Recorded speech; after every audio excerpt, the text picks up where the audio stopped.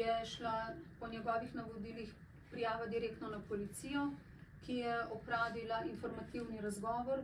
Ni mi znano, ali je oseba imela dovoljenje za nošnjo orožja ali ne, do te informacije tudi nimam pravice.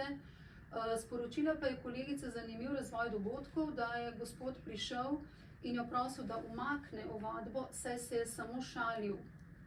Ko smo to policijskemu inšpektorju predstavili, smo videli, da mu ni bilo vseeno, se je kar malo razburil in je rekel, niti slučajno se takih realnih ovadb ne umika.